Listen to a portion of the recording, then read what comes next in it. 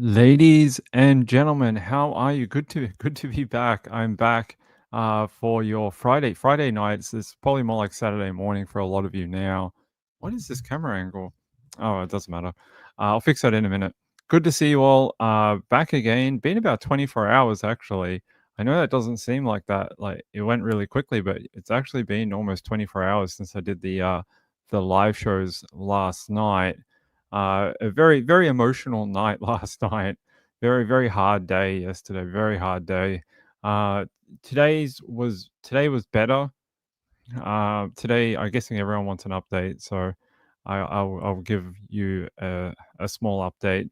I was with her all day today.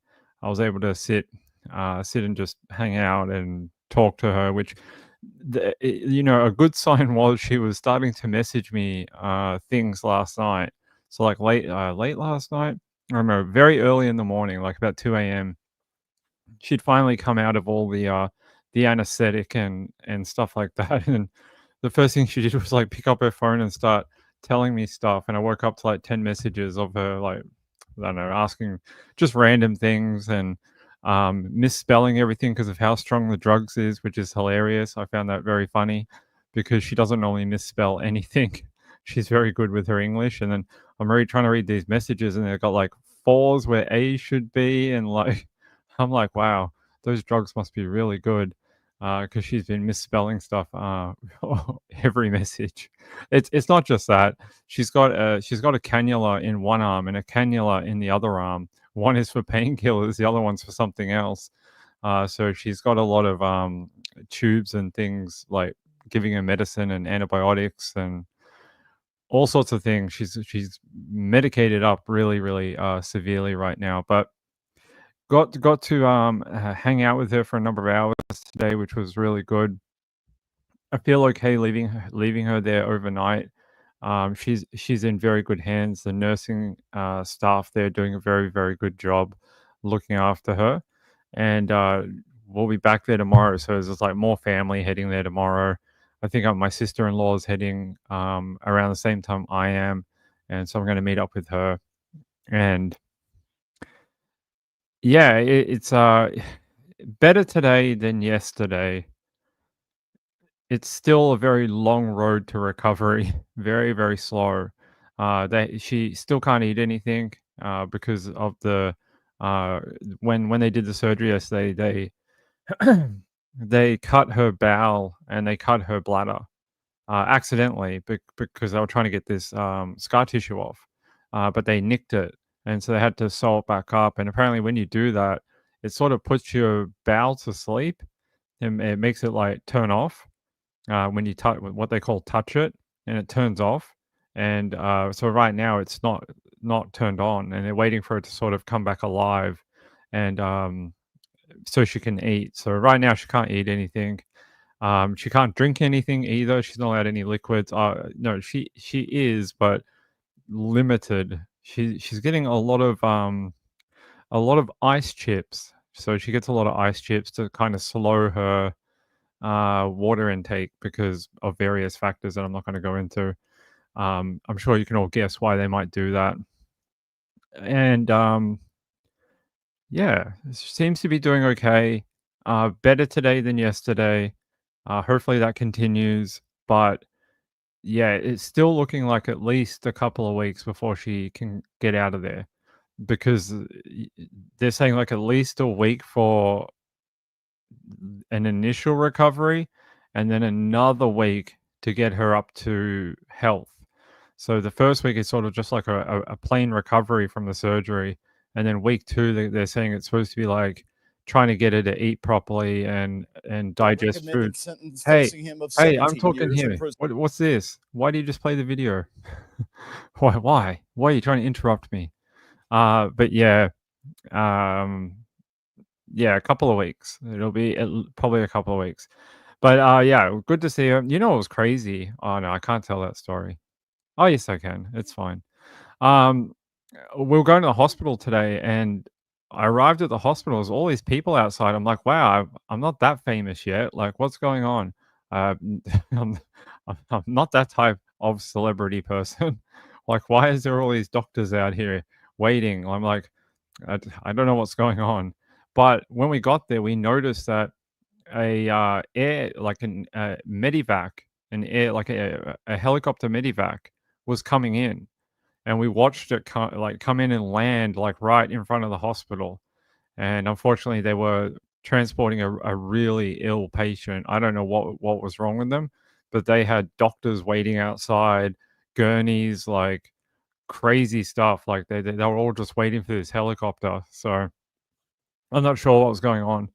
But, we asked a nursing staff, like, did they know what that was, and they just said it doesn't happen very often, but when it does, it means something really, really bad happened. They're like, they only use the helicopters down here unless someone has to get to a hospital, like, within an hour, and, yeah, so we saw the big helicopter come in and land and, saw them take out a patient, and all the doctors were waiting for them out the front, so crazy.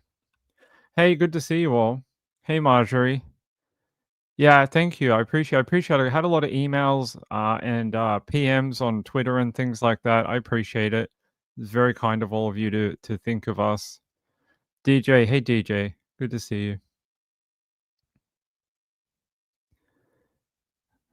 you. Remember the wedding where you got all tipsy? Yeah, I was pretty drunk. I was pretty drunk at that wedding. I don't know how many beers I had. I had a lot. I can't remember. They were giving out like fireball shots at one point on the bus ride home. Someone grabbed all this alcohol and was handing out fireball on the way. And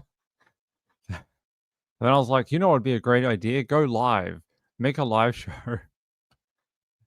In our world famous. Yeah, I was confused. I was like, "What's going on here?"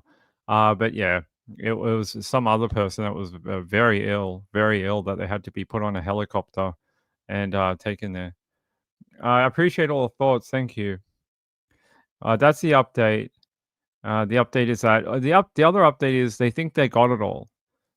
So we spoke to the surgeons again today because last night they just got out of an 8-hour surgery and they're just like, "Oh, we're exhausted, like, she's fine. This is what it was. We're gonna go lie down for a few hours." Like, we totally understood. We're like, "Thank you very much. We know you're exhausted. Go have a break." But we got to speak to them again today when they're a little bit more, refreshed, and one of the things they told us was this scar tissue had actually wrapped itself like a spiral around her organs and was twisting them like this, like in like a spiral, and was twisting them shut. And that's why she was having all these issues, is because it was wrapping around in a spiral motion and then tightening, and it kept just tightening and tightening over the years and getting like to the point where when they did the surgery, they said it was basically locked off. There was nothing getting through, and she had 5 of them, not 1, 5, and they had to fix them all. But they said they did, and they believe it solved. Well, they believe so right now. We'll see when she starts eating and drinking, but they believe it solved the problem she was having. So that's always good news. And yeah, she seems okay. The first thing she asked me for, she's like, how do I make the cable TV work on my laptop?" That's what she wanted to know. She's like, "I'm bored. The TV in here is boring." She's like, how do I make the?" Because we have like a cable TV thing for the phone and the laptop, and she's like, "How do I make that work?" And I set it all up for her before I left for the evening, and I was like, "It's fine. It works. Here, just watch whatever you want to watch." And so she's got stuff to watch.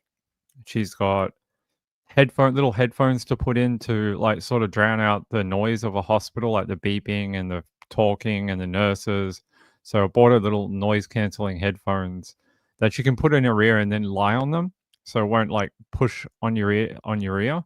So she'll be able to do that, and yeah, so she seems okay, tired, sore, still very, very sore, but they, have jacked up her painkillers because they gave her, like, an initial dose last night, and it wasn't working, and she was just, like, pressing the button like this. She's just like, "Come on, it's time," to every 5 minutes, but she was just, like, pressing it, and they're just like, "That's normally a sign that the painkillers are not working." when someone keeps continually pressing like this, it means they're in a lot of pain. So they've given her a different painkiller now. The one they gave her last night wasn't super strong. They gave her one today, and you could it was quite funny. So we'd be sitting there, and then every like I don't know 20 minutes or something, it would give her like a dose of painkiller, and she would just like drift off. It was like mid conversation, she would just start slurring her words and be like a bit dopey and stuff. It was really, I mean, shouldn't laugh at my wife, but it was funny. So we were like, oh, she's tired, so we just went home after that. Hey, buddy. Hey, Eric. How's it going, bud? Haven't seen you in a while. Hope you've been doing well. Hope you're doing well. Hope you have been doing well. I hope our mutual friend is doing well too. Um, she has priorities. That's right. Yeah, she wanted to watch. I don't know, some movies or something like that. But she is well. You know. So they said to her pack for a week, and I was like, oh, so don't tell her that. And I was like, this is going to end in disaster. So I was like, I went to the cupboard and I got a little suitcase, like one of those overnight suitcases, and I was like, here you go, pack this for hospital. And then she came back and she's like, this is not big enough. And I was like, okay, I can get you The recommended sentence facing him of 17 years in prison. here website. You stop. We'll talk about you in a minute. Um, yeah, so she wanted the bigger one, and I was like, all right, fine, I'll get you the bigger one. But she packed it, and I went to pick it up, and I was like, I don't think I can carry this. Like, this thing weighs more than a freaking bag of cement. And that's what she took. So that's what she's got. She's got half her wardrobe, all her stuff that she likes, everything. Think of anything you could take to anywhere, and she probably has it. So, yeah, hi, buddy. Good to see you. I hope you're having a good weekend. Yeah, I think that video is still up. I don't think I removed it. So if you want to go see Ping, Ping drunk after a wedding, I think it's still there where we tried to talk about true crime. I don't know how much true crime we actually did that night. We might have done half an article, but it was funny. Um, yeah, we have to have everything. That's right. I don't think she's going to do any makeup anytime soon, anyway. But I don't think she'd be able to. You know, she's got, like I said, cannulas in both arms, so she can't really move her arms very far because it'll bend the needle, and they don't really want her doing that. But yeah, like she was able to sit up today, which is a good thing. Apparently, that's really important that you learn to sit up again, because when they cut through those muscles in your stomach, it's really hard to make them work again. So, what the fuck's going on with this? There we go. I'm going to turn that off. Yeah. So she sat up today for the first time post surgery. She's doing all right. It's just a long recovery. That's all. That's all. It's not going to be like a week. It's more like going to be like 2 months. So it's like a couple of weeks in hospital and then about 6 weeks at home post op, outpatient. So, oh, it's better than the alternative. The alternative was, well, I don't even want to mention it. The alternative was much worse. I promise. Let's see. You're in Mountain Time at 4:30 a.m. Hey, I want to say hello to some people. Hey, Quiet Observer, how are you? Marjorie, Laura's here. My buddy Eric's here. Good to see you, bud. Laura T. Laura T said that's awesome. She really must be feeling a little better. All the painkillers are that strong. Who else is here? Kat's here. Hey, Kat. Cher's here. Hey, Cher. DJ, Marjorie. Who else do we have? I think that's it. It's very early in the morning. Hey, Anne, how are you? Good to see you. She's lurking in the shadows. All right, that's the update. She's doing okay right now. That's 24 hours post-op. I think that's pretty good. Actually, we had a bit of a scare overnight. I woke up to a message that said it was from her, and she's like, "Oh, I'm going to ICU." And I was like, "Oh, crap, you're going to the ICU?" And because that was one of the things they told us. They're like, "Oh, when they cut the bowel and the bladder, sometimes you have to go to ICU to be kept an eye on, because it can be a bit serious when they do that. And we're like, oh crap. They discovered like 8 hours later that it was worse than they thought or something. But hold on, it wasn't that.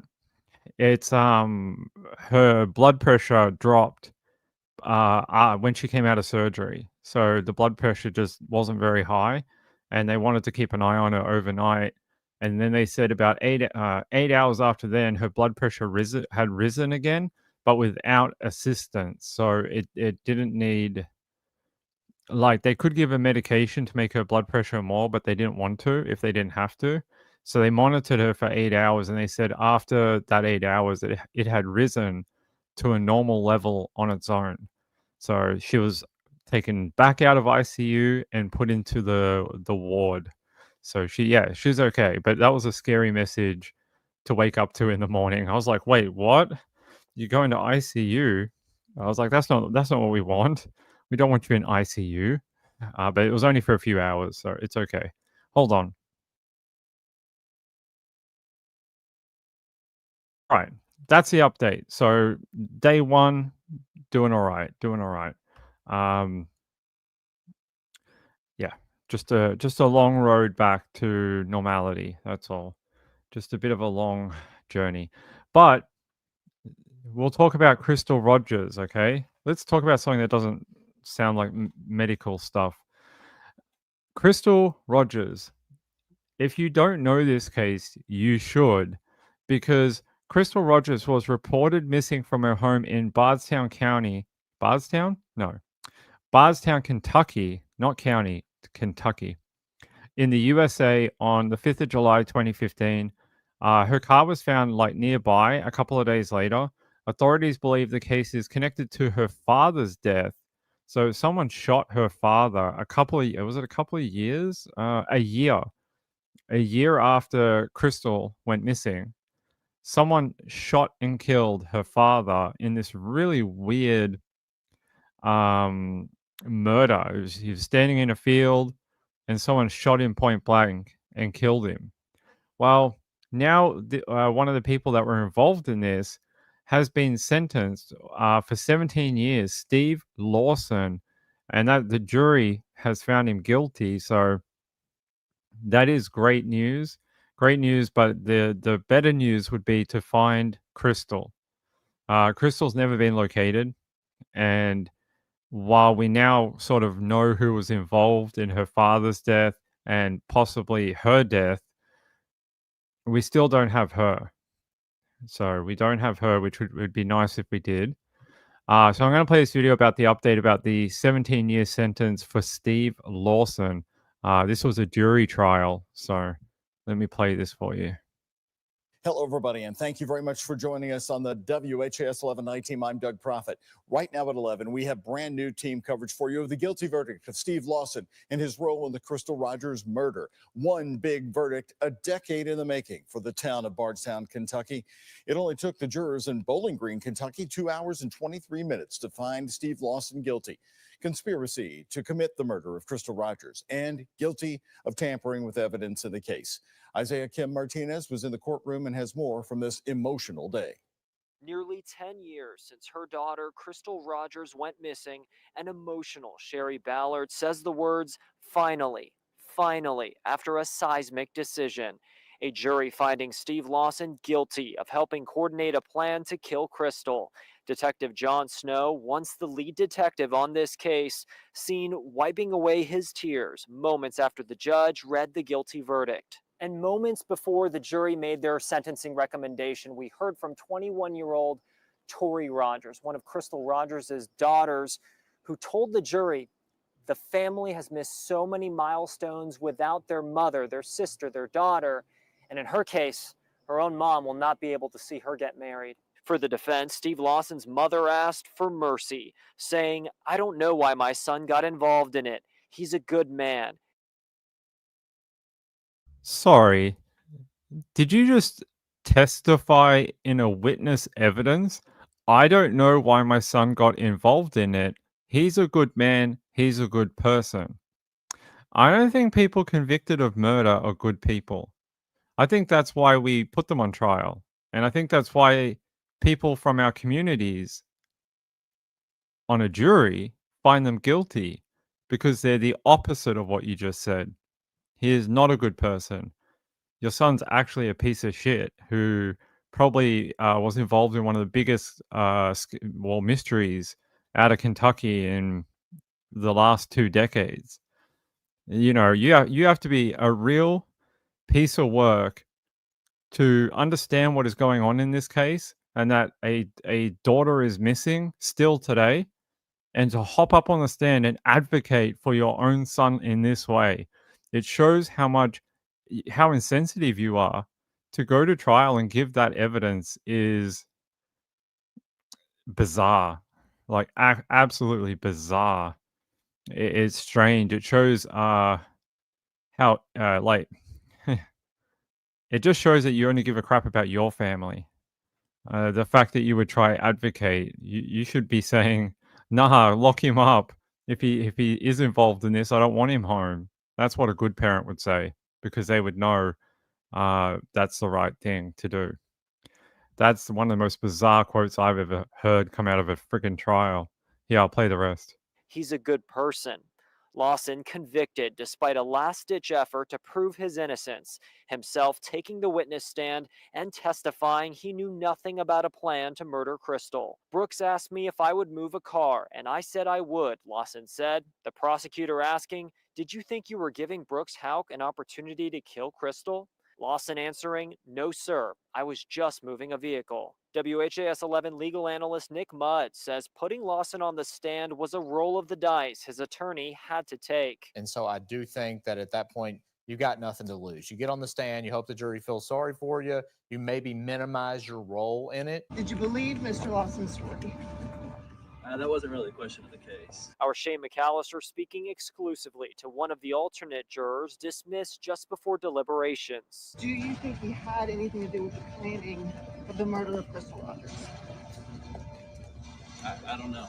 But the 12 people still on the jury felt confident to convict Lawson, calling for a 17-year prison sentence, with a judge set to make the final call in August. In Bowling Green. By the way, very smart juror there to not answer any questions from that journalist. In Australia, we can't do that. So I'm at a trial right now for the Patterson trial. I've been there every day, and we're actually not allowed to do what you see in this video. You see in this video, even after we get a verdict, we cannot approach jurors in this way. I have it in writing from the Supreme Court that we cannot approach them at all, even after we get a verdict. So very interesting, very smart juror to sort of just play coy and not not want to give up any of his thoughts. He was an alternate anyway, so that means at the end he got balloted out. They only take 12, I think 12 in this one. And he must have just been an extra that they just pull numbers out of a hat or a system type thing, and he just didn't make the cut, unfortunately. Happens. That's why they keep extra people. So, yeah, thank you. Thank you. Yeah, so very strange evidence indeed from that mum. And to put him on the stand, like, I get what they were saying, that he had nothing to lose, but unless you've got a client who is actually somewhat likable, you're not going to get the response from the jury that you think you are, because the jury's already heard so much evidence. By putting them on the stand, they would have to have some sort of real crazy way of magicking all this away. And if you don't, and your client isn't like a super likable person, you're just going to get a negative effect from it. And I find that's why defense lawyers don't tend to put their clients on the stand in murder trials, because it really, all it can do is harm your case. It can harm your defense, because one, you don't fully know what they're going to say. Two, while you can coach them and do practice questions with them, what if they change their mind on the day? Like it's a whole wormhole that you just don't want to open. Yeah, he seemed from the ones I saw, he seemed emotionally detached from the process, which never helps in a jury trial. The jury will see that, and then they often will be like, "Well, this guy seems so vacant and sort of unenthusiastic." And I get it. No one wants to be at trial, but you're trying to save your well, you're trying to save yourself from a long stretch in prison. You got to give the jury something, and if you're not going to do that, then there's no point doing it because you just yeah. I didn't like his responses either. Oh, I just saw a guy. He just wanted me to move a car. Come on, man. You sound like that guy in Melbourne who brought a fridge to his friend's home so he could put a body inside of it. You sound like that guy where he's like, "Oh, just my friend called and told me to bring a fridge." Come on, man. How dumb do you think we are? That's another thing. Treating the jury like they're dumb. Don't do that because they're smarter than that and they can see through it. Like trying to be like all like, "Oh, I don't know anything about a murder." Come on. It's really not a smart idea. Wendy says, "Glad to find you on that you spent some good time with Mrs. Ping." I did, thank you. Yes. Yeah, so he was shot. They were hunting at the time, and her father was shot. It was point blank. It was very close, and he was killed, and the grandson was just there. It was a really strange murder. Now, but there's some there was an update on that. Hold on. Here.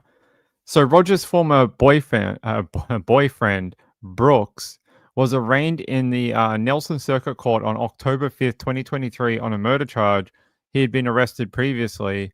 They're saying here, prosecutors also revealed investigators had recovered a gun sold by his brother under an assumed name that could be a match for the murder weapon in the killing of Tommy Ballard, which is Crystal's father. So there you go. Someone else that is not very clever. You know, I'm gonna shoot someone, and then you know what I'm gonna do? I'm gonna sell the weapon under an assumed identity, like the cops can't search gun records gun sales and try and track down all those models that fired the shot. They'll do it. They've had 10 years. They'll do it. It's very ignorant. A lot of ignorant people in this trial. A lot of them. Yeah. So a good result for Crystal, but at the same time a bad result because we still don't really know where she is. I mean, we've had a couple of we've had a couple of false hope moments after here and there. There was a time I think it was a couple of years ago. They thought they found her. Do you guys remember this? Where they thought they found her and they were excavating an area nearby, and they thought everyone thought this is it. We've found Crystal, but no. Yeah. I'm going to take you to another video. We'll watch this one too. This is from WDRB.com. No cameras were allowed in the courtroom, no cell phones, laptops, or devices of any kind. But it did not take long for word to get from Bowling Green back to Bardstown, Crystal Rogers' hometown, that someone was finally guilty in her death. Celebrate the fact that we're starting to see some accountability for what happened. Melissa Soria planned to raise a glass for Crystal Rogers Friday night. Manager from Soba Lounge. It's hard to celebrate. It's bittersweet. Says she knew Rogers and her family for years. Yes, we're one step closer to hopefully finding out what happened, but I really don't think they're ever going to actually find her. And I think that is something that will, affect many of us and people that knew them forever, regardless of what verdicts come out. You can see the impact of Rogers' murder case written all over this small Nelson County town. She disappeared in July of 2015, 10 years ago, and it has hovered like a dark cloud. I feel sorry for the mother, and the babies, her 5 kids. Gripping the community. You hear that lady there saying, "I feel sorry for her mother," and then you hear the child in the background going, "Mama, mama, mama." I know it was unintentional, but it almost emphasizes her point on how much her mom probably misses her daughter a lot, you know. And yeah, I believe you're right, and that the dad was probably killed because he was advocating very hard for his daughter, and he was getting close. He was getting close to well, Brooks. He was pushing on that family pretty heavily just before just before he died. He was pushing on that family in a bunch of different ways, and they believe, yeah, most likely he was getting too close to the truth, and he was eliminated. So, we're getting, like they say, we're getting some accountability for Crystal, but still don't have her. And if you were to ask the family, I think they would tell you that they would take having Crystal back in any way, shape, or form over any trial. They would want that first and foremost, and we still don't have it. It's very sad to hear that the family now think that they will never find her. They're pretty resigned to the fact that she'll never come home. I believe they'll find her eventually. I think I don't think she's too far away. I think she's somewhere not too far from where her car was taken. Where exactly? I don't know. But they've excavated a few things. They thought they found her behind a home one time. They thought there was a robbery that might be connected at one point. There was a bunch of different things. So maybe they'll get there. Maybe they'll get there. I don't know, Joe. You tell me. You tell me. Was it under a driveway or the back of a property or something? There was a search done where they had to excavate to find. She wasn't there. They thought it was her, but no, it wasn't. Which is very frustrating for the family, I bet. Community in a real life whodunit ever since. I hope this breaks the case wide open. I hope that when he hears this sentence that they'll probably make a deal with him and he'll rat out who did kill her. The conviction of Steve Lawson, the talk of Bardstown Friday night. We heard some consistent reactions to the 17-year prison sentence recommended by the jury. I think that is probably not enough because no amount of time is going to ever bring Crystal back. And from some, surprise that he was found guilty of conspiracy to commit murder when Rogers' body was never found. Now the focus turns to the main suspect in the case, Brooks Houck, Rogers' former boyfriend. He's set to be tried alongside Lawson's son, Joseph, next month. Hopefully. Sorry, what's this? What is this photo? Why does this guy look like he's been snorting meth in his freaking jail cell? Like, he has the crazy eyes. Look at him.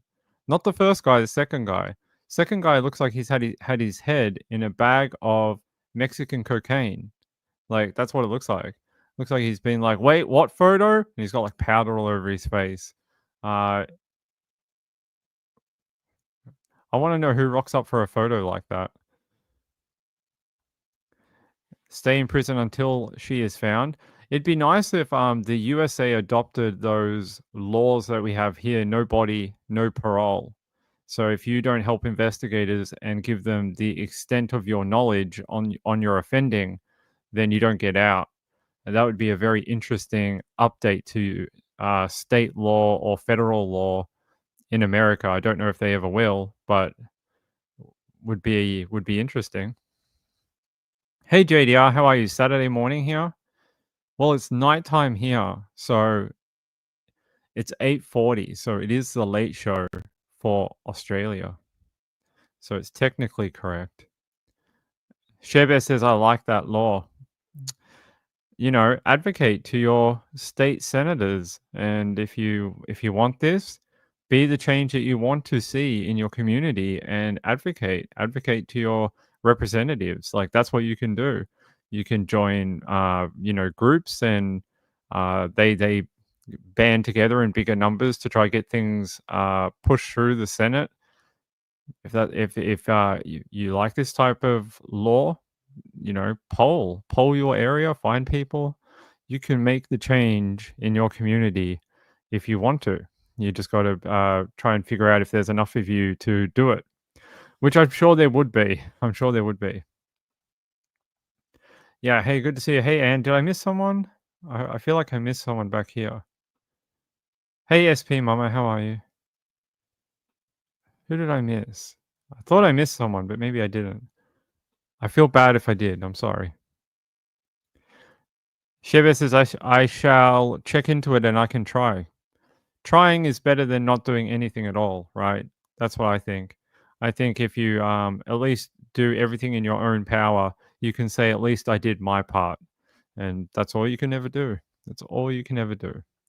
Yeah, very, very sad. Yeah, I wanted to put this up. So this is the poster that most of you would have seen of Crystal for many years from the FBI. This is her missing poster. This is like the one that most people would have seen.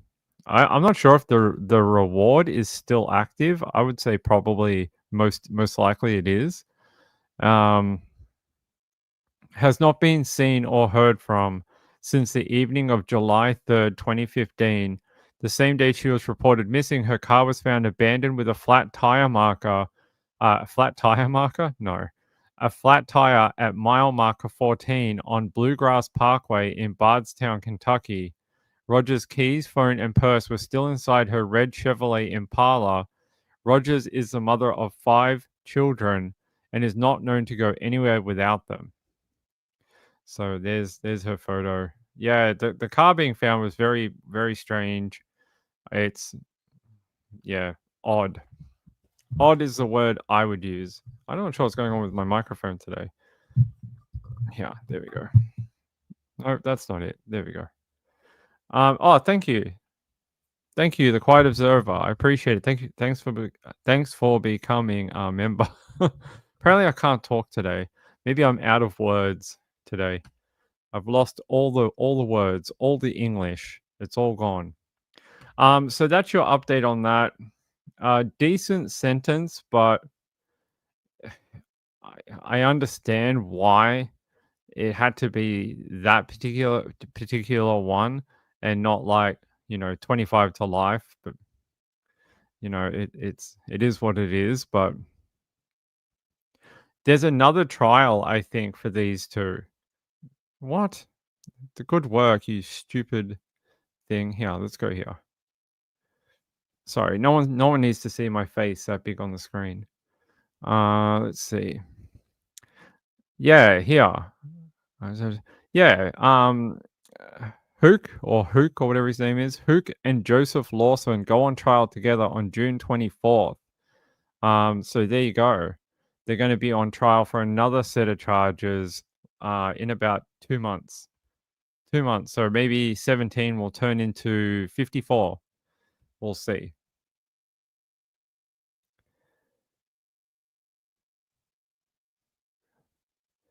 A woman was charged with giving her child to another person, and the custodial father wanted her back. The mother was jailed for 3 years, but was let out. And I remember that story. I know the one you're talking about. That they never found the child, right? Yeah, I think I know that one. I think we've done it on this channel like ages ago, like a couple of years ago. All right. So, if you know the search for Phoebe Bishop, remember we've been talking about Phoebe Bishop out of Australia, out of Queensland? Well, look at this guy. This guy is the flatmate. There you go, ladies. Call him up in prison. Call him up in prison and send him all your love letters. Do that now. Call 1-800-prisonlovers.com. This little bit of information came out and I had not seen it before, but I want to read it to you.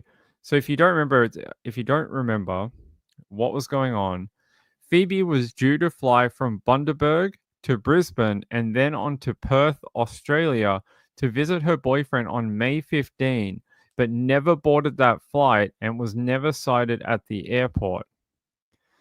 Now, do you guys want me to take it down? I can. Here we go. This little bit of info. There's Phoebe right there. That's a prettier photo. I like that one better. Yeah, here, I want there was a quote that came out, and this is very interesting. Where is it? Here. Detective Acting Inspector Ryan Thompson has confirmed police were investigating reports Phoebe had been fighting with someone in the car on the way to the airport and was kicked out of the vehicle. Who gave you that information? What have we talked about timelines and self-interest before? If that came from someone that was in that vehicle, you can not ever believe it. Anyone who has a self-interest in keeping themselves out of jail, you should never rely on their timeline ever. They will never tell the truth. They will cover it up. So, and you know what worries me though, you hear this thing here. The reports Phoebe had been fighting with someone in the car on the way to the airport and was kicked out of the vehicle. This is coming from a woman, this woman right here you see on the screen, who pulled a sawn-off shotgun out of her seat in the car and pointed it at another person in the vehicle at another point in time. What do you think she'd do if she was in an argument with someone? These people seem to have some fascination with weapons. They found weapons. They've been charged with weapons offenses after they searched the vehicle and their home. And now we get this little piece of information that police were investigating that she may have been fighting with someone in the car. You know what I reckon it was over? They probably wanted fuel money or something for driving her to the airport if that ever took place. I'm not saying it did, but I'm saying they're probably such, words I can't say online, that they're probably like, oh, give us $20 for fuel money or something, and then it devolved into a fight between them. It's just speculation. I'm not saying that's fact or anything. I can tell you this: should these people ever be linked to Phoebe's disappearance, or if Phoebe is no longer with us, Phoebe's death, that town is gonna burn that town down until they get to them. I swear. If they ever find out that's what happened, that town will go ballistic. They will have to escort these people out of that town and put them in a different police station. I guarantee it. I've seen it happen in other cases like this, where you have a smaller town and the residents are just so pissed off that they actually will go to the police station and stand outside waiting for them. It's happened before. I've seen it in other investigations, and I expect it will happen here if that ever happens. Yeah, I know. They taped the number plate before the drive. Sounds almost like premeditation, if you ask me. Maybe he wanted a kiss or something. I mean, maybe. Sounds like Americans? Well, I don't know about that.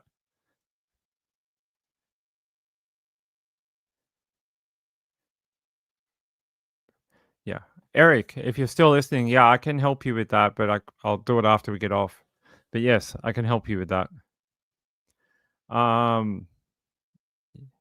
Joseph Smith? No, the one I was thinking about is Kapunda.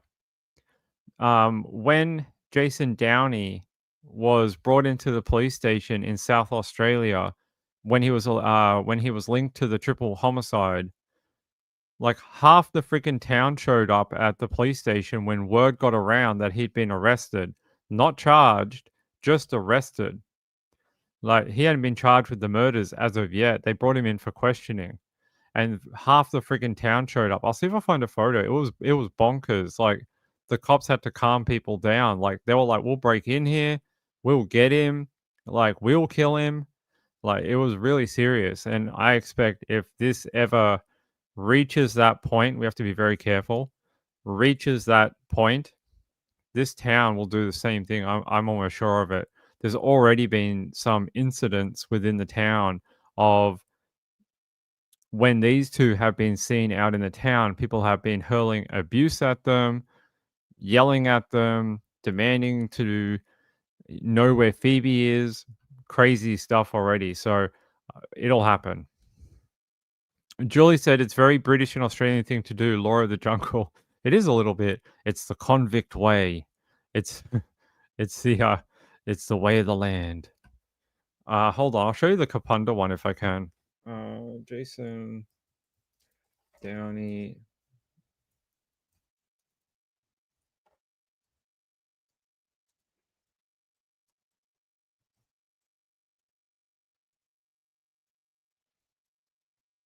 Let's see if I can type.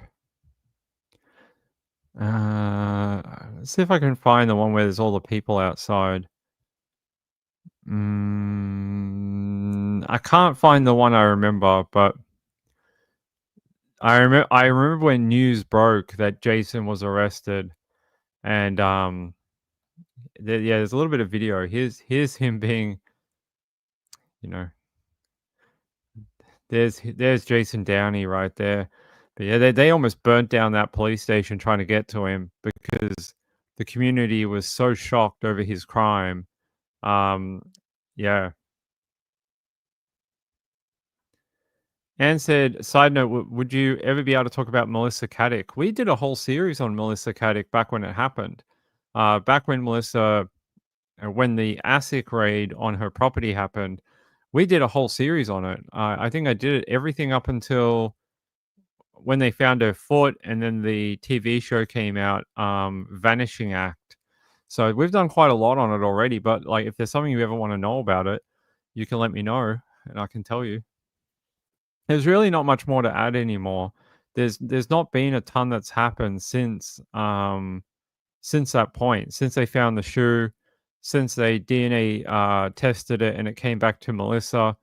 There's really not been a ton happen. Most of the movement that's happened since then has been finalizing of her estate and selling off items to go to the people that she ripped off. So they were able to recover a bunch of money, not all of it, I don't think. And these people I think they're only just getting their payouts now. Like just recently, a couple of weeks ago that I read, they were just about to sign the paperwork that all the investors would get their 20 cents on the dollar or whatever it is. They're not getting the full amount. They're getting a very small percentage. Actually, oh, okay. I understand. There is a good, not good's the wrong word, but there is a documentary that came out not too long ago. Hold on, let me see if I can find it for you.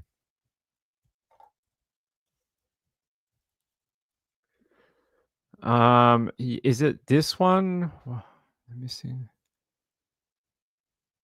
I think it's called The Missing Millionaires. I think it is. I think it's called The Missing Millionaires. If I can bring this up.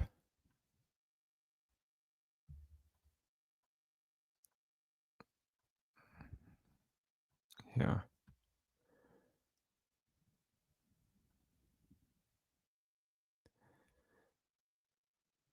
This one. It's called The Real Vanishing Act: Missing Millionaires.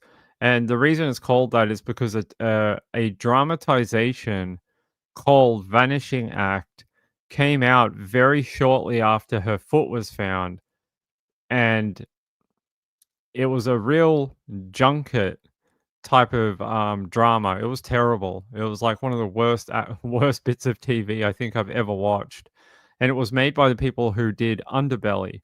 And it's a shame because Underbelly is actually pretty, especially the first couple of seasons, are some of the best Australian TV that's ever been made. The Vanishing Act Underbelly was terrible, absolute rubbish, and it was poorly done, really poorly done. So this one's better. This one has interviews with Anthony, her husband, and a bunch of other people who were involved. So if you want to catch up on it, this one's a pretty decent one to watch if you can get it. You can make speculative comments about the speculation thing only applies to Erin Patterson. It only applies to the Patterson trial. And it only applies while the trial is underway. Once we get a verdict, you can say whatever you want. I don't care what you say. But just while the trial is active, we can't do that. But after, you can say whatever you want. You can tell me whatever theory you want. You can say evidence X, Y, and Z did this. Great. Yeah, so it's just the Patterson thing at the moment. Hugney says, yeah, Underbelly was good. Yeah, the first few were quite good. Taz says, I'm catching up. Just heard Lawson's mum. I bet Stefan Stern's mum will say the same thing. Oh, don't get me started on Stefan Stearns. Please don't. Please don't. His mom. Yeah, I don't know if I should. His mom is like the definition of, like, you know, those mothers who insulate their children to the point where they can never do any wrong. And that's a nice way of putting it. I was going to use a very rude, very rude expletive description of his relationship with his mom. They were useless, both of them. They would like let him sit in his room like he's a 17-year-old boy, and she would drop his dinner off at the door. Like, who does that for their adult children? Like, not like he wasn't sick. It's not like he was recuperating from surgery at home. He just came home to sulk because his girlfriend broke up with him. He's a grown man. He's the. I can't wait for that trial because I'm just going to go absolutely ballistic with it. Stefan Stearns, not only Stefan Stearns, but Maddie's mum. I have so much to say about the mum. It's not even funny. The people that protect her are ridiculous. The people that protect her, I worry that's like, I worry about people's independent critical thinking. Oh, she's a victim too. No, she's fucking not. No, she's not. The only person that could protect that child is her legal guardian, which is her mother. If you think anything else, anything besides that, it's, I can't help you. I can't help you in life because that girl only had one person really that could help her in that house, and it should have been her mom. So I can't help you if you don't believe that. The children need their parents. You don't think the trial starts at all? Well, could do that too.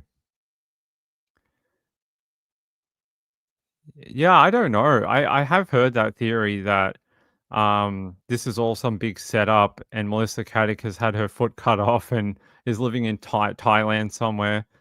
I don't know. Do you think that one of the things, actually, if you watch this documentary, there's an oceanographer that's in this documentary, and they said they don't believe the shoe had been in the water for that amount of time. And they said that the shoe was very clean. And they said that they did an experiment where they put neoprene fabric in the water to simulate what the shoe would do. And they said after the amount of time that Melissa should have been in the water if she jumped, there should have been a lot more barnacle growth on the shoe, and there wasn't. It was very clean.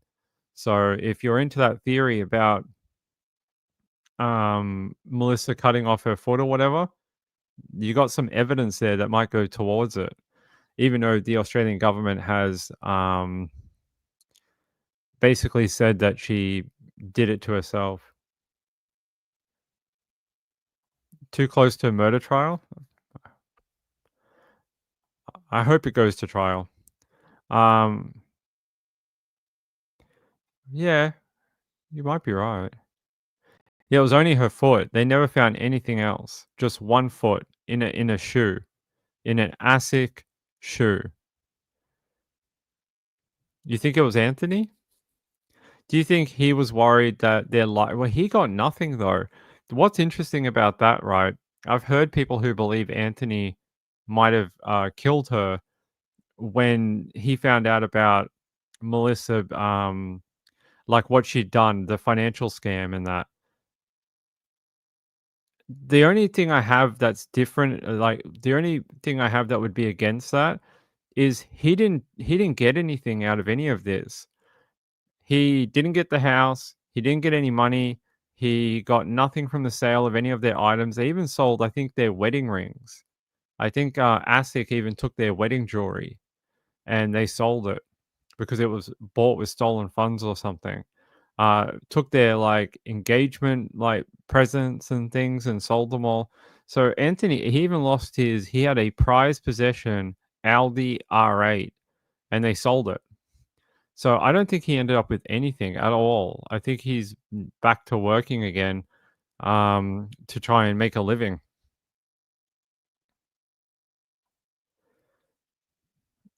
Quiet Observer says, I believe she cut her foot off and left the country. I mean, it's possible, but do you think you could do it within... So ASIC raided her the day before, right? The day before, ASIC raided her property, looked for financial documents, and she was gone by the next morning at 5 a.m. Do you think there's any way you could organize a backyard surgeon to take off your foot? Or do you think she hid somewhere for a period of time and then had the foot removed after like 3 months? I'd like to hear your opinion on that because that was a theory that was going around. When they found her foot, people said that maybe she was staying somewhere on the south coast and they needed like, a piece of something for the cops. So she had her foot removed and someone placed it on the beach. I don't know. You would have to tell me. Julie says, if you're prepared with antibiotics and other drugs, it is possible. I believe the oceanographer in this documentary that they said that they did a experiment and there should have been a lot more barnacle growth on the shoe. There should have been heaps more and they didn't have it.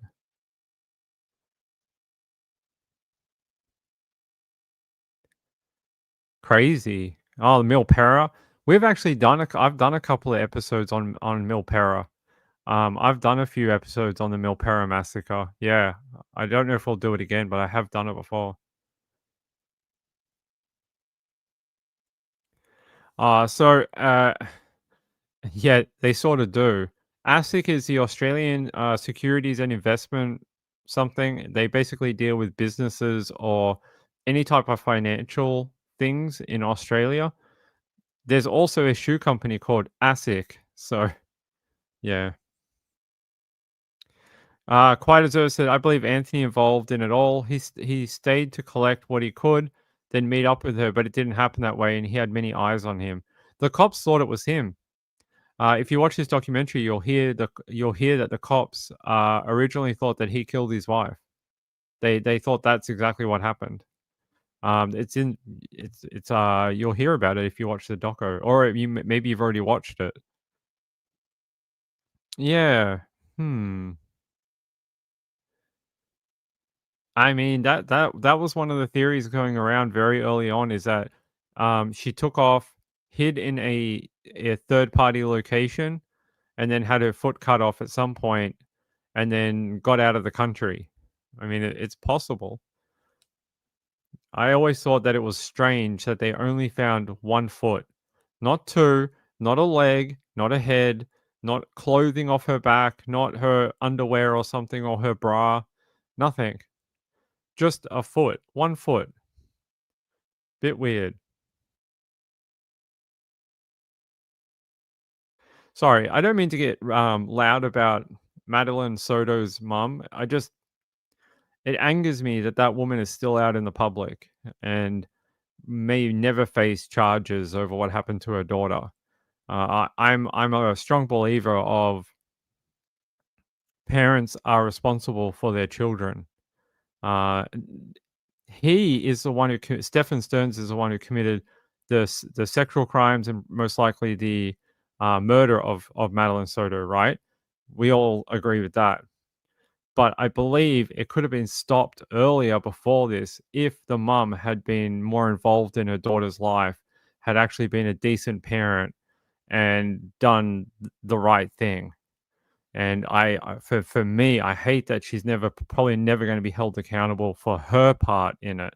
I'm not saying she killed her daughter. I'm just saying that kid only had one person, and it was her mum, and her mum let her down too. So it makes me just very angry every time I think about it. JDR says, just remember all the foot and sneakers. Yeah, I remember that. The one in BC, Canada happened for years. There was all these shoes that were washing up on the beach. Her mother was in denial. Does denial exemplify you, or does it make you complicit in a crime? I would be interested to know people's theories on that. So can you just go to the cops and say I was in denial and you shouldn't charge me with anything, even though I'm the one that has the responsibility over the child? I'd be interested. She is a victim too? I don't believe so. Laura T said Jen knew something was happening. I agree. She needed a babysitter and Stefan was yeah, that's not the word I would use for Stefan, but sure, babysitter. But I get what you're saying. Yeah, I think it was all far too convenient for Jen. That's what I think. It helped her out so much, you know. Oh, Stefan will do this and Stefan will do that, and oh, that's perfect. So I can get a good night's rest. That one passage in those documents. By the way, thanks for those documents, Eric. I appreciate it. Always have. Thank you. There's that passage in that interview or whatever it is, and she says something like, "Oh, I asked him to go sleep in the other room because I wanted to get a good night's rest." What? What are you talking about? You send your barely teenage or almost teenage daughter to go sleep in another room with a grown man that isn't your husband. Even that would be sort of weird. I know probably daughters and dads may do things like that, but he wasn't her dad and he wasn't her husband. It's just so strange. It just boggles my mind that any mum would be okay with that, at all, ever. Bizarre. She sold her daughter to the devil. Could have. She knew and turned a blind eye. There's that other comment, and I'm sure Eric knows this. There's that other comment that she made about how she thought when Madeline was old enough that Stefan and her were going to run away together. Who has these comments about their own daughter?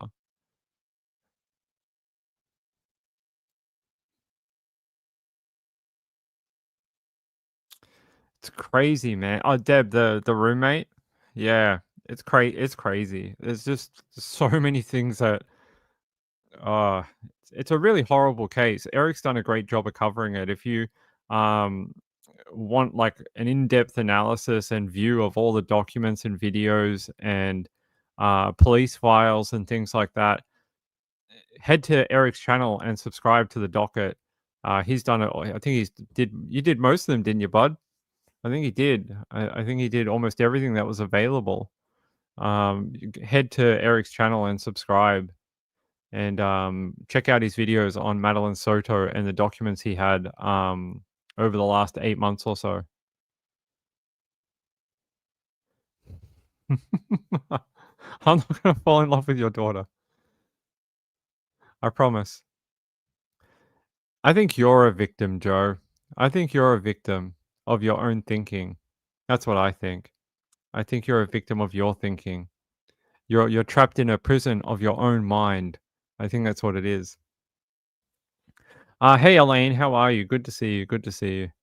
Yeah, so head to Eric's channel if you want to see all those I read them and I showed a couple of things on my channel, but Eric did them all.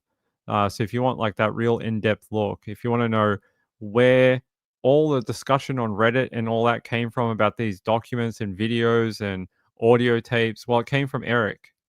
Eric's the one who did it all. So I think he should get more credit because he did most of the legwork. Well, I don't know how much we're allowed to say, but I'm just going to say Eric did it.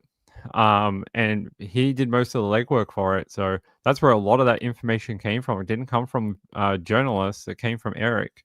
So I think he comes in after he's had his evening marijuana joint sometimes. How many beers did you have tonight, Joe? How many beers did you have on that Friday night? Yeah. So yeah, good documentary. Vanishing Act's pretty good. I don't know who has it in America. I can check. Vanishing Act. What's it called? The Real Vanishing Act. The Real. Oh, okay, I got it. It's on Apple TV. If you're in America, it's on Apple TV. So if you want to watch this one, you might need an Apple account. Eric is the docket right here. Right here, this guy. This guy with this channel called The Docket. That's him there. Right here. You can go here. I probably shouldn't call him by his real name. I feel like maybe I'm outing him to people who don't know his name. Laura T says you might be in the wrong career. You're sober for 6 years? I worry about you. I do. I worry about you. All right. What other true crime do we have on my list tonight? I think I had something. Oh, there's a silver alert out that I wanted to talk about if it's still active.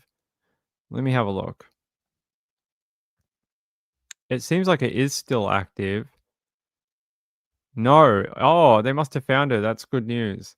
I was going to do this one. There was a 23-year-old girl called Melanie McMillian, and she was missing from what area is this? Gaia Springs Road. What company is this? What's T? Hold on, I'll figure it out. What area is this? Oh, Arkansas. It's Arkansas. So if you're in Arkansas, that's where she was missing from. But I think she's been located now. Good. That's good. I'm glad she. I just want to double check a different source. Hold on. Yeah. I think she's been located. So they actually put out a silver alert for her saying that this 23-year-old woman was missing in Arkansas. And but it seems like between when I checked it this morning and when I came back tonight, it's showing an error now, which normally means she's been located. So when someone is located, they put out a press release to media, not the public, but just the media, and they ask them to withdraw the alert. So that's probably what's happened. Oh, you have Eric on the screen? Okay, cool. All right. I wasn't doxing you to people. That's good. It might ruin our friendship. Sensible Crime says, I agree. Docker gives solid information in his sources. That's right. He does. That's right. So yeah, if you want to see all those Madeline documents, he has them all on his channel. We did a few of them. I did some here and there, but we played a couple of the videos. I think we played the one with the mum, the one where she got interviewed from detectives. We played that one on this channel. That came from Eric, which I appreciate. Let's see. Hey Betty, what's up? Been listening. Glad to hear Mrs. Ping is doing okay. Thank you. I appreciate. I haven't heard from her in a couple of hours. I hope she's doing all right. Probably getting some much needed sleep. She was complaining that the nurses kept waking her up every like 3 hours. And apparently she was like, "Go away, I want to sleep." And the nurses are like, "We have to do observations," and she's like, "Just let me sleep." So she was getting a little annoyed at the nurses for waking her up all the time, but that's what they got to do it after you get out of surgery. So Jesus saves. Didn't save Madeline Soto. All right. Let me see what else I got on my list of crazy things to talk about. So yesterday we talked about that DV shooting of that. What? Hold on. Someone sent me something. Hold on, guys. Let's go to Fox 26 in Houston. Do you remember Jocelyn Nungare? She was a little girl who was killed in Texas about this time last year. This is interesting. Suspect in Jocelyn Nungare case accused of R-wording American woman in Costa Rica. Interesting. Here's these two mother effers here. Franklin and Johan Jose Martinez Rangel. So these two here, I'll play this. Just send him to the freaking zappy chair. Like, hurry up. Like, we have all we need now. Just send him to the spicy injection. Like, hurry up. Far out. Just send him to the firing squad. So sick of these type of people. Like that hurt children, hurt women. It's a joke. So it's crazy. You know what they did to that little girl under that bridge is evil. Evil what they did to her. They R-worded her, and then they decided to mutilate her body and then throw her into the water.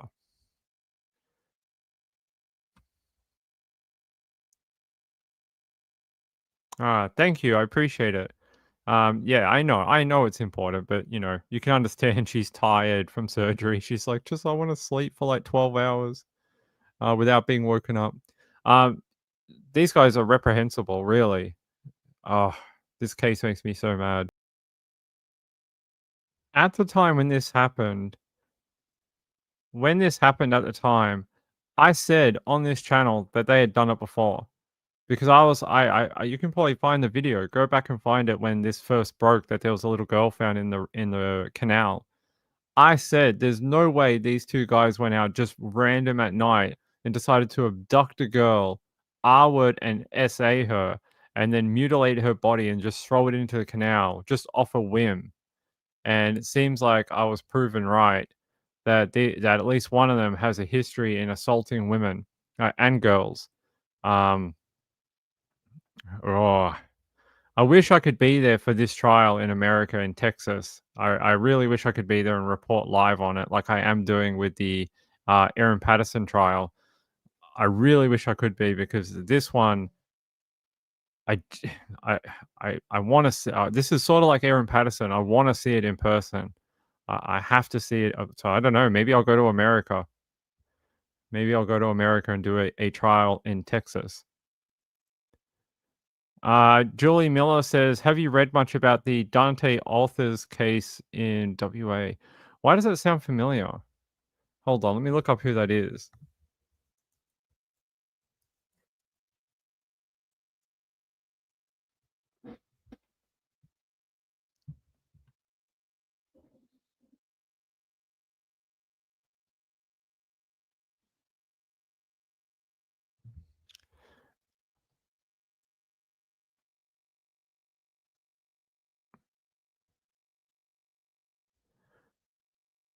I don't know this one. That's not who I was thinking of.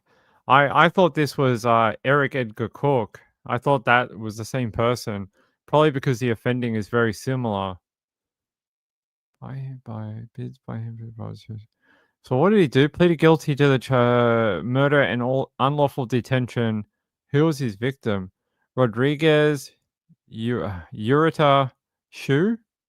Oh, she was 8-year-old girl. Was living with her uncle. An 8-year-old girl. Murdered an 8-year-old girl. What the hell? Yeah. Do we have a photo of her? This little girl. No, I don't know too much about this case. I know a little bit about WA cases, but it's interesting. In Australia, unless it's like some massive case, and I know this one was a big one by reading the documents for it. It's just weird how news in Australia doesn't always make it to the East Coast. It just doesn't seem to always penetrate all the way to the other side of the country. He's up for parole again? No, should never be released. Ever. In a shopping center disabled toilet? No, should never be released. Should die in prison. I'm a firm believer of people who abuse children should never see the light of day ever again. Ever. You do this type of stuff, you should go away. In Australia, we don't have the DP, but you do this type of stuff to children, and you should never see the light of day ever again. It's one of the most heinous crimes in our communities, right? So we have levels of crimes. What's the top one? Well, it's like murder and sexual crimes, yeah, and like torture and things like that. But when you then apply that from an adult to a child, I think that takes it up a level higher, and you're attacking some of the most vulnerable in our community. You should never be released from prison if you do those type of crimes, ever.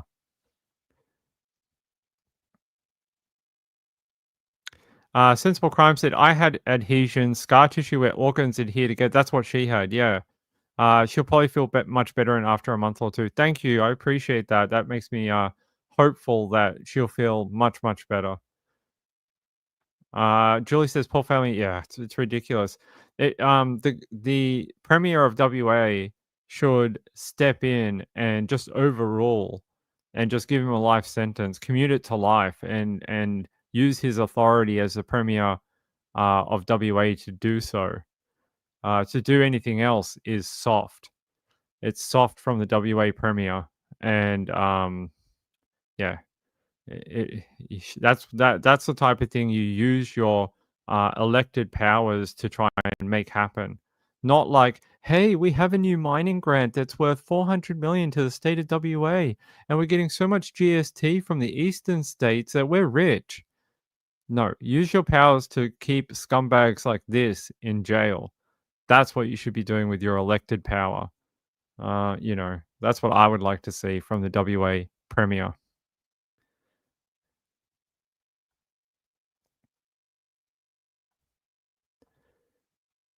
Yeah, no parole. Now, you guys want to see a little video on this? Because I don't know a ton about it either. Interesting. He was born within about a week of me. He was born within about a week of when I was born. We're actually the same age. Interesting. Can we get an ABC? ABC. Well, that's okay. I can't even find a mainstream video for it. Weird. Yeah, what is this? No video? Sorry. Evidence thrown out at Arthur's trial. Yeah. I can't find it looks like none of our media covered it. How weird. None of our media decided to cover this? So he was sentenced to life imprisonment with a non-parole period of 13 years for his victim Sophia's death and other crimes. The date it happened was 26th of June 2006, and he was actually apprehended less than 24 hours later on 27th of June 2006. Yeah. They're saying here that he followed her in the shopping center. They say Sophia went down a corridor to go to the toilet at the shopping center. Arthur's, an employee at the shopping center, followed her. After she left the female toilets, he grabbed her from behind, dragged her into a nearby disabled toilet, and locked the door. They said her family, having waited only a few moments, became concerned when her 14-year-old brother was sent to look for her. He called for her at the door of the female toilet, but not getting a response, walked back along the corridor. He heard movement coming from inside the disabled cubicle and knocked on the locked door, calling Sophia's name, and there was no response. Sophia's brother, uncle, and younger sister then began a search of the center. A few minutes later, her brother again returned to the disabled toilet cubicle, and it was now unlocked. It was at this time, only 10 minutes after Sophia left her family, that her brother found her naked body lying on the cubicle floor. A search of the shopping center failed to locate an offender. The entire center was closed off and declared a crime scene. They say here, while Arthurs was restraining her and removing her clothing, her limbs became so severely contorted that both her legs were broken and her left arm was dislocated. They're saying that Sophia's throat was also severely compressed and her larynx was crushed as Arthurs attempted to muffle her cries. She also suffered a tear to her private areas as well due to the assault. They say her cause of death was a direct result of strangulation. That guy should never be out in public. Ever again. The fact that you could work at a shopping center and somehow abduct a child off the floor of the mall and do this to them, broke her legs trying to get her clothing off, dislocated her arm, uh, and we're giving this idiot parole opportunities every 3 years. Shouldn't give him a parole opportunity. Should give him an opportunity for a 22 to the head. That's what you should give him. Soft laws here sometimes, like soft. It's ridiculous. Like imagine if this is what I would say. Imagine if this was your daughter, and you're all like, "Hey, what about 13 years?" No, how about 150 million years? Do that. It's a joke. He'll do it again, 100%. 100%. Julie said it's outrageous the family have to oppose his parole every 3 years. It's re-victimization of them. That's what it is. Every time he comes up parole, they have to relive those memories of their daughter and, sister, niece, whatever, dying and the traumatic death that she went through.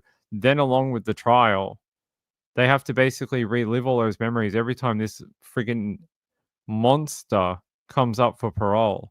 Should have been commuted to a life sentence and that he dies in jail. That's it. Why does he get a better ending to his life than she ever got? That's where the justice system has got wrong. Why is it that the victim in the case is somehow getting the worst outcome when we know who the person who did it is? It's ridiculous. Just send him away. Send him to friggin' Botany Bay. Put him on Skull Island and just leave him there. It is. It's re-victimization of the family, 100%. How can they ever feel safe if they have to constantly battle against his freedom opportunities for parole? The WA Premier should, like I said, step in, use his powers to commute his sentence to life and stop this re-parole every 3 years. Robbie T said, should be a big toilet bowl we can flush. Yeah. There's an online petition to support it. Okay. Let me see if I can find it. Hold on. Oh, we have a judgment transcript for him too. Hold on. I'll do both. Yeah.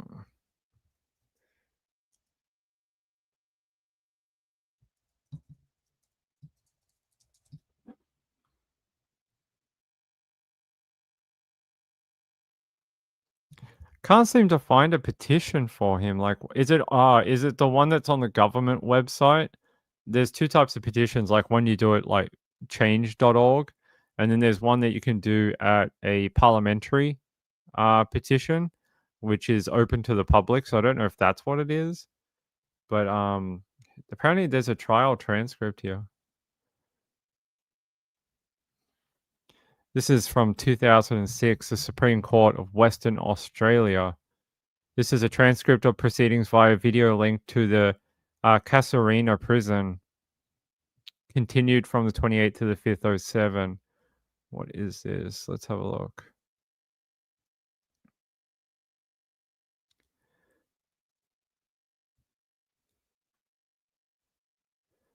Just trying to see. He's just giving his judgment here. Before the identity does the party because doing the trial tries not over. I don't know. What was this for? What's the title up here? Hold on.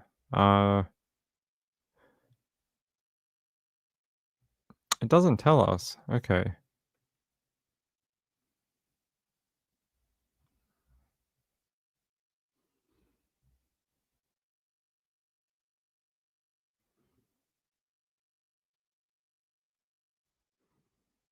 Just trying to see what this is for. Come on, keep going down here.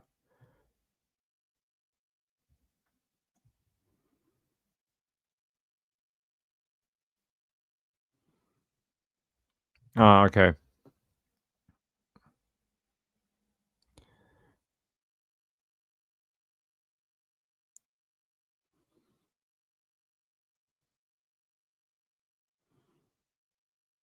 I don't know, something. This one's something to do with the media and the reporting of the case. So they obviously jumped at something to do with the reporting on the case, because you see all these quotes here.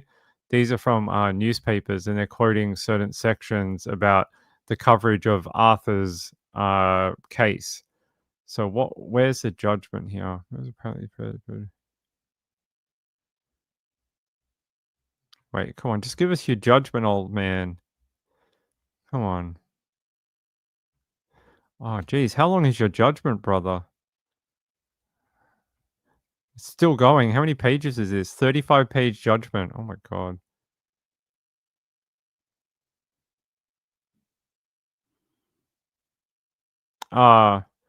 This can only mean, in my view, that one should not approach an application for trial by judge alone for a serious offense on the footing that there is a preliminary, presumptive, or other inclination. Trial by jury must be regarded as a preferential starting point. Okay, so he was asking for a trial by judge. That's what it is. And they were using some of the media coverage as a reason why they couldn't find an impartial jury. That's what it looks like from this. So this was his application to have a judge-only trial where the judge decides the fate and you don't have a jury. But it sounds like the judge rejected this. Oh, did he reject it? Hold on.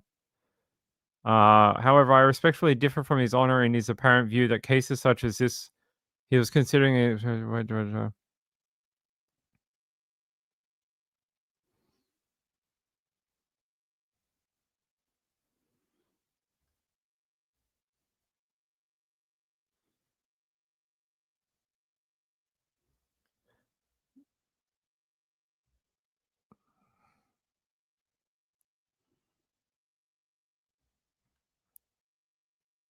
Just trying to see what they ended up coming up with, the conclusion here.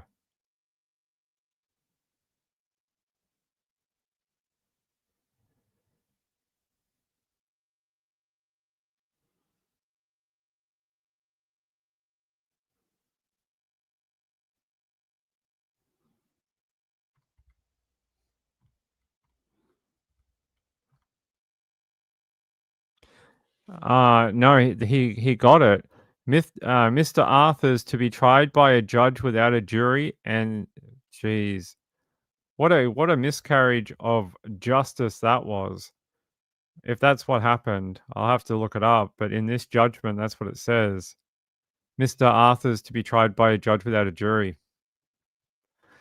Some of these criminals use a trial by judge as a way of thinking that they'll get a lesser sentence rather than what a jury might do, and charges that a jury might find them guilty of. So to me, this is a miscarriage of justice, if you ask me. Far out. Mr. Arthur's to be tried by a judge without a jury. It should always be a preferable option to try these type of high-profile cases under a jury, a jury of their peers, because they are the community members of which these offenders live within, and they should be the ones who seek the truth and then to give a verdict at the end of that trial, at least in my opinion.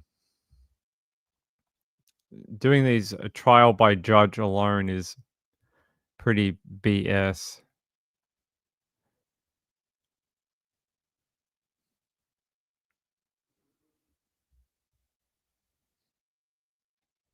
Yeah, they said the trial was expected to take 10 days.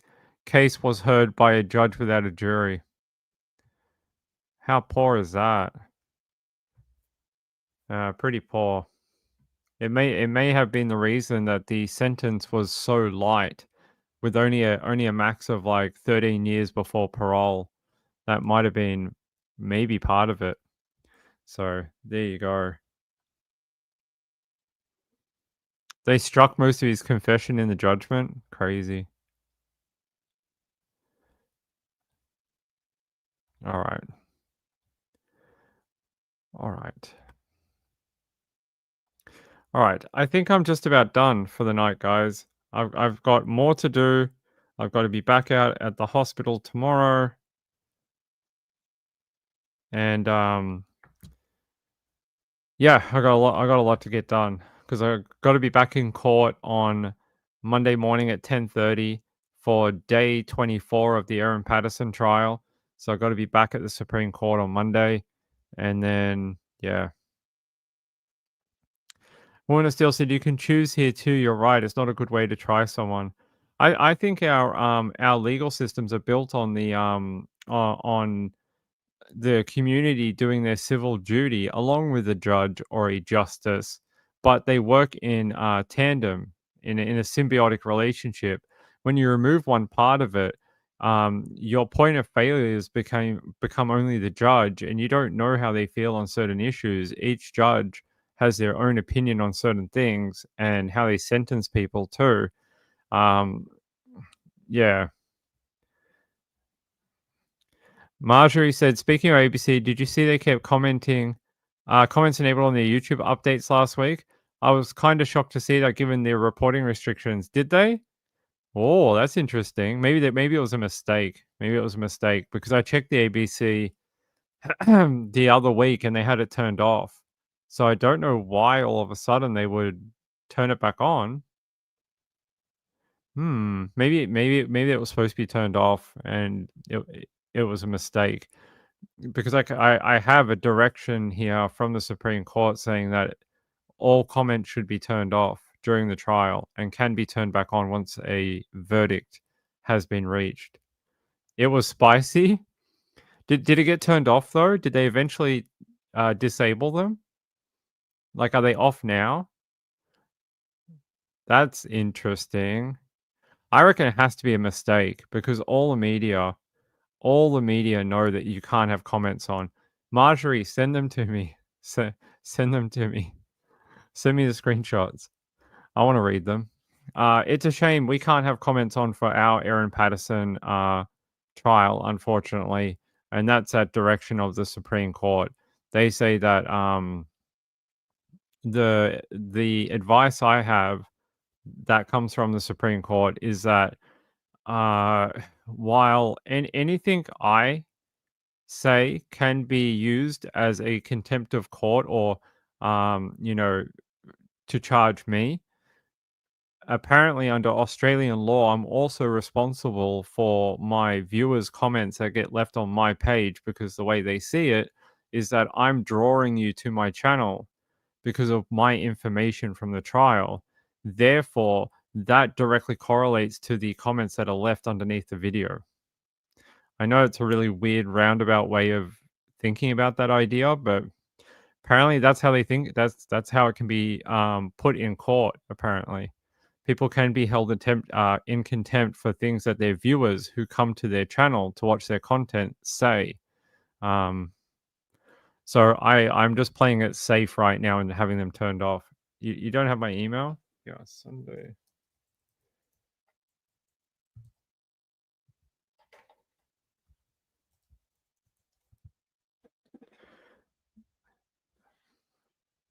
Yeah, it's in the chat for you. Thank you. I appreciate that. I'll read them. Interesting. I can't wait to hear what people have to say when we're out of trial. I really can't. I think it's going to be very interesting depending on which way it goes. I definitely think that. All right. I'm going to get out of here. It's very early in the morning, American time. Woman of Steel said they expect you to be in control of your channel. Yeah, well, I think that is where that comes from, is that I do have control of the channel and they see it that way. And they see it as if, like, if something broke the law or whatever, that I should be responsible. The reason the comments are turned off normally is because they can't afford the moderation of having someone sit there and moderate all, like, thousands of comments. It's not that you can't have them turned on. It's that you must know the law that apply to the comments and then have them removed. And a lot of news stations don't have that type of manpower to sit there and filter through all the comments and make sure they're applicable under the laws. So they just turn it off. It's way easier just to turn it off and not have any comments until after the trial. So, like, it's not like you can't do it. It's just like, yeah, you'd need someone to sit there and moderate all the comments 24 hours a day, and no news station is going to pay for that. So, all right. Yeah, I will. All right, I'm gonna get out of here. I'm gonna go have some dinner. I haven't eaten haven't eaten yet today. I should do that. I should eat food.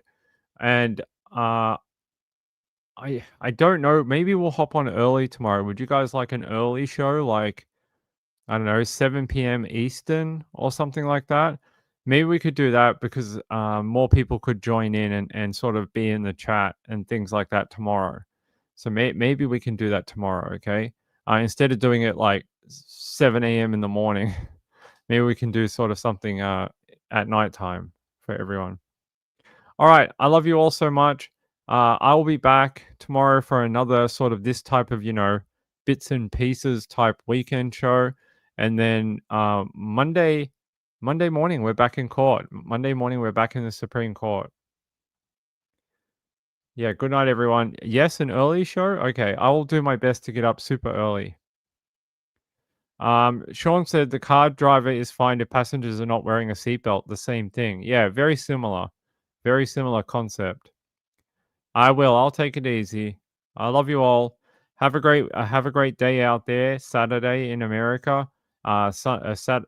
Saturday night if you're in Australia, and I'll see you for Sunday in Australia. Saturday night if you're in America. Have a good night out there.